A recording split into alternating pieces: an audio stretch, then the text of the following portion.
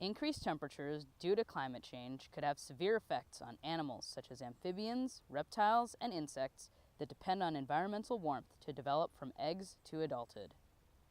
Hi, my name is Elsita Kiekebusch, and I'm a PhD student at North Carolina State University.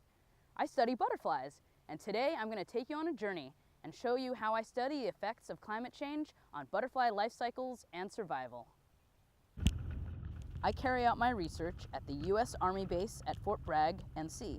I study a butterfly called the Appalachian brown. It's a small brown butterfly that lives in forested wetlands. So, in order to use eggs and caterpillars in warming experiments, I first need to catch female butterflies. And I have help from my technician Ben, who's an expert butterfly catcher.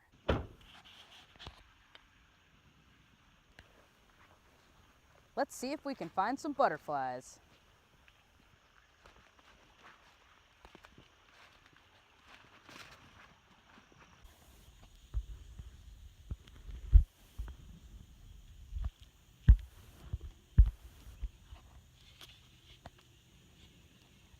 Is that my cue?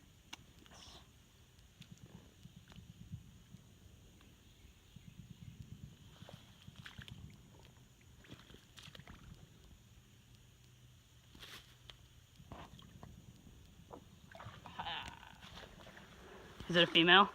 Let me see here. Yes, look at that. Let's see if I can show you. Oh, cool. Can you see her in there?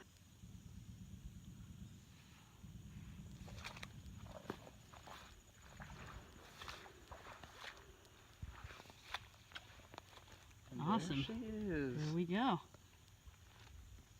Excelente. Once we have a few females, we take them to our greenhouse where we put them into enclosures with their host plants, the preferred food plant for their caterpillars, and allow them some time to lay eggs. In order to test the effects of increased temperatures, I've built some experimental arenas that vary in warmth by a couple degrees. I call them caterpillar corrals. Here's an open-top warming corral, a corral enclosed by a fiberglass panel that increases the average interior temperature by up to 2 degrees Celsius. I use data loggers to keep track of the temperature and humidity within the corrals. Back at the lab, I can download the data. The idea is that I can raise butterflies under outdoor field conditions while also incorporating a range of temperatures. I can measure what % survives and how long it takes them to develop. Here's some eggs.